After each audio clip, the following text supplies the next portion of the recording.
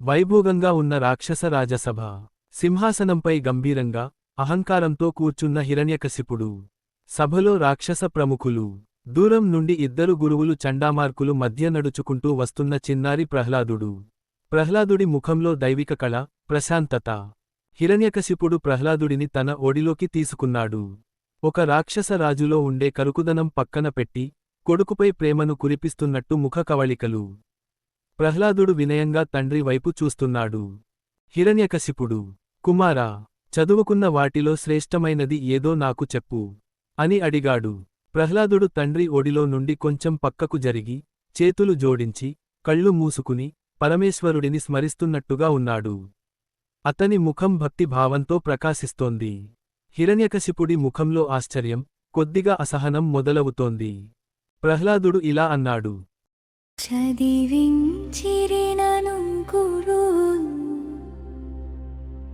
చదివితి ధర్మార్థముఖ్య శాస్త్రంబులన్ చదివిన వానిలోనన్ నొకటియున్ చదివిన ఫలమున్ లేదు తండ్రి జలజాతాక్షుం.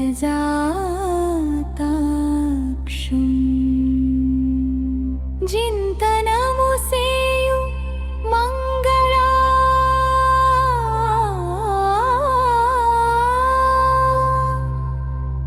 వందనమున్ భక్తియును ప్రపన్నతయున్ గల్గుటే చదువులకెల్లను నుర్జయే తగునన్. తాత్పర్యం: తండ్రి, గురువులు నాకు ధర్మశాస్త్రాలు, అర్థశాస్త్రాలు వంటి ఎన్నో విషయాలు నేర్పించారు. నేను కూడా వాటన్నింటినీ చదివాను. కాని ఆ చదువుల వల్ల కలిగే ఫలం ఏదీ నాకు కనబడటం లేదు. పద్మనేత్రుడైన ఆ శ్రీహరిని స్మరించడం, ఆయనకు వందనం చేయడం, ఆయనపై భక్తి కలిగి ఉండటం, ఆయననే శరణు వేడటం. ఇవి మాత్రమే అన్ని చదువుల కంటే గొప్పవని, విద్యకు సార్థకతనిచ్చేవి అని నేను భావిస్తున్నాను అని అనగానే హిరణ్యకశిపుడు తీవ్ర ఆగ్రహానికి గురై, ప్రహ్లాదుడిని చదువు చెప్పిన గురువుల మీద కోపగించుకుంటాడు. హిరణ్యకశిపుడు సింహాసనం నుండి సగం లేచాడు. ముఖం కోపంతో ఎర్రబడింది, కళ్ళు పెద్దవిగా అయ్యాయి. ప్రహ్లాదుడిని భయపెడుతున్నట్టుగా చూస్తున్నాడు. ప్రహ్లాదుడు మాత్రం అలాగే ప్రశాంతంగా, నిశ్చలంగా నిలబడి ఉన్నాడు. హిరణ్యకశిపుడు, మూర్ఖుడా, నా శత్రువైన హరిని నా ముందే పొగొడుతావా? నిన్ను చదివించిన గురువులెవరు? నినెక్కిరించిన వారెవరు? ప్రహ్లాదుడు సభ మధ్యలో నిలబడి, ఒక చేత్తో ఆకాశం వైపు చూపిస్తూ, మరో చేతిని గుండెపై ఉంచుకుని నిశ్చయంగా చెబుతున్నాడు. అతని చుట్టూ ఉన్న రాక్షసులు భయంతో చూస్తున్నారు. ప్రహ్లాదుడు ఇలా అన్నాడు.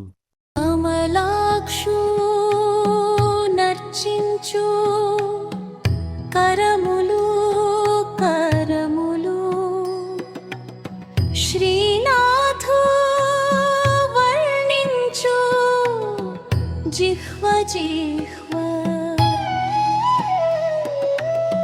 సురరక్షకుని చూచు చూట్కులు చూట్కులు శేషసాయికి మృక్కు శిరము శిరము విష్ణునా కర్ణించు వీణులు వీణులు మధువైరే దవిలిన మనము మనము భగవంతు వందనము సేయు భవనము భవనము దైవద్దు నొడయుని దలచు తలపు తలపు.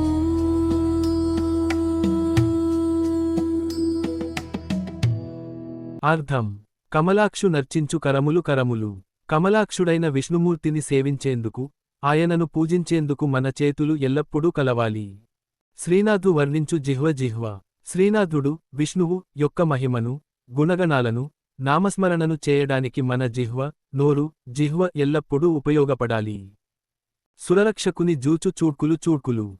దేవతల రక్షకుడైన విష్ణువును దర్శించేందుకు, ఆయన రూపాన్ని గ్రహించేందుకు మన కళ్ళు ఉపయోగపడాలి.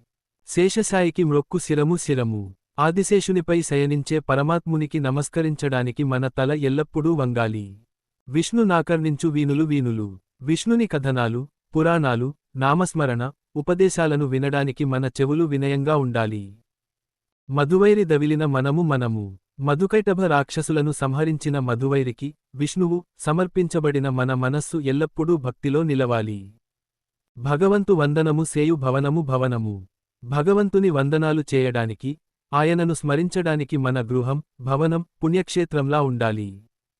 దైవజ్ఞు నొడయుని దలచు తలపు. దైవజ్ఞులైన మహానుభావులు చెప్పిన మార్గాన్ని, వారి బోధనలను మన ఆలోచనలు ఎల్లప్పుడూ అనుసరించాలి. సారాంశం: ఈ పద్యం మొత్తం శరీరమును, చేతులు, జిహ్వ, కళ్ళు, తల, చెవులు, మనసు ఇవన్నీ విష్ణుభక్తికి అంకితం చేయాలని ఉపదేశిస్తుంది. మన ఇల్లు, మన ఆలోచనలు కూడా భక్తి మార్గాన నడవాలని చెప్పే పవిత్ర భావనతో ఈ పద్యం నిండి ఉంది. ప్రహ్లాదుడు మాటలు విని హిరణ్యకశిపుడు పూర్తిగా కోపంతో ఊగిపోతూ, గద పట్టుకుని సింహాసనం దిగి వచ్చాడు. సభలోని ఒక భారీ రాతి స్తంభాన్ని చూపిస్తూ, ప్రహ్లాదుడిని గద్దిస్తున్నాడు. ప్రహ్లాదుడు ఆ స్తంభం వైపు తదేకంగా, నమ్మకంతో చూస్తున్నాడు. హిరణ్యకశిపుడు, ఎక్కడున్నాడురా నీ హరి? ఈ స్తంభంలో చూపిస్తావా? ప్రహ్లాదుడు ఇలా అన్నాడు.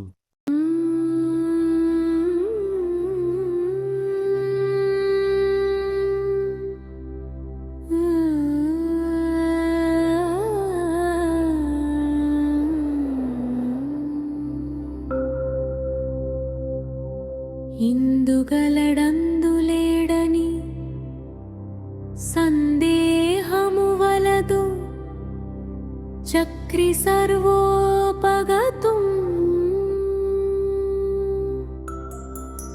దిందిందు వెతికి జూచిన నందందె కలడు దానవాగ్రణి వింటే.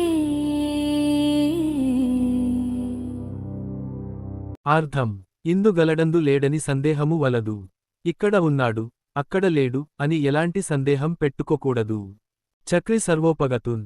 చక్రాయుధాన్ని ధరించిన మహావిష్ణువు సర్వవ్యాపి, ఎక్కడైనా విస్తరించి ఉన్నాడు. దెందెందు వెతికి జూచిన నందందే కలడు. నువ్వు ఎక్కడెక్కడ వెతికినా, ఎటు చూసినా ఆ పరమాత్మ ఉన్నట్టుగానే కనుగొనగలవు. దానవాగ్రణి వింటే. ఈ సత్యాన్ని దానవుల నాయకుడైన హిరణ్యకశిపువు కూడా తెలుసుకోవాల్సిందే. ప్రహ్లాదుడు అంత నిశ్చయంగా చెప్పేసరికి, హిరణ్యకశిపుడికి కోపం నషాళానికి అంటుతుంది. హిరణ్యకశిపుడు పరిహాసం చేస్తూ, సభలో ఉన్న ఒక స్తంభాన్ని చూపిస్తాడు. హిరణ్యకశిపుడు, ఓరి, ఇంతలా పేలుతున్నావు కదా, సరే, నీ హరి సర్వవ్యాపి అయితే, కళ్లముందున్న ఈ స్తంభంలో ఉన్నాడా? ఉంటే చూపించు, లేదంటే ఇప్పుడే నీ తల నరికి పారేస్తాను అని గర్జిస్తూ, హిరణ్యకశిపుడు తన గదతో ఆ స్తంభాన్ని గట్టిగా కొడతాడు. అప్పుడు ఆ స్తంభం చీల్చుకుని, బున్బొంతరాళాలు దద్దరిల్లేలా భయంకరమైన శబ్దంతో శ్రీ నరసింహస్వామి ఆవిర్భవిస్తారు. సభలోని రాక్షసులందరూ భయంతో గజగజ వణుకుతారు. సత్యం విధాతుం నిజభృత్య భాషితుం వ్యాప్తిం చ భూతేష్వఖిలేషు చాత్మనః అదృశ్యతాత్యద్భుతరూపముద్వహన్ स्तंभे सभायां न मृगं न मानुषम् स्तंभे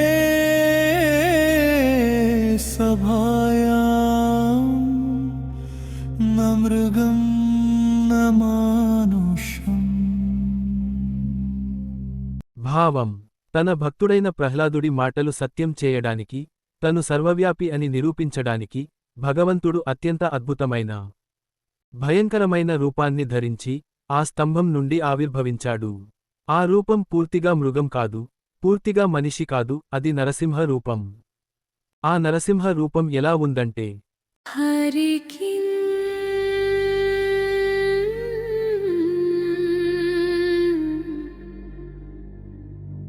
గిరికి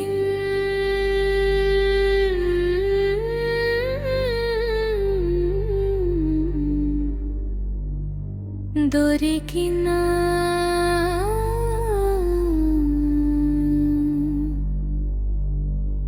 నరికి దొరికి బొరకియునొరువగ నలవియే సురరికి నరరికి నురరికి పరరికి బరరికి బరరికి బరరికి బరరికి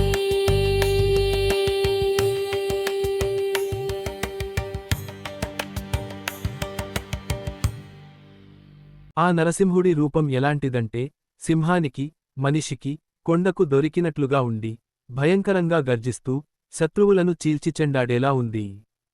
ఆ రూపం దేవతలకు నరులకు రాక్షసులకు అందరికీ అత్యంత భయంకరంగా ఉంది.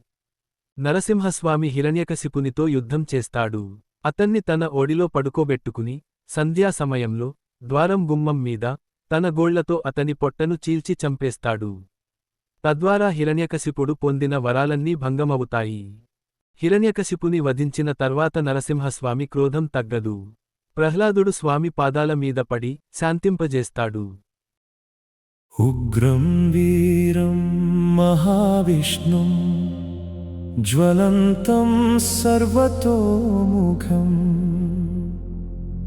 నృసింహం భీషణం భద్రం మృత్యుమృత్యుం నమామ్యహం. ఉగ్రస్వరూపుడు వీరుడు మహావిష్ణువు సర్వవ్యాపి నరసింహ రూపం ధరించిన భయంకరుడు కానీ భక్తులను రక్షించే మృత్యువుకే మృత్యువు అయిన ఆ నృసింహస్వామికి నమస్కరిస్తున్నాను. ఓం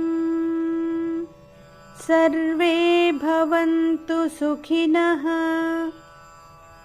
సర్వే సంతు నిరామయాః సర్వే భద్రాణి పశ్యంతు మా కశ్చిత్ దుఃఖభాగ్ భవేత్. ఓం శాంతి శాంతి శాంతి.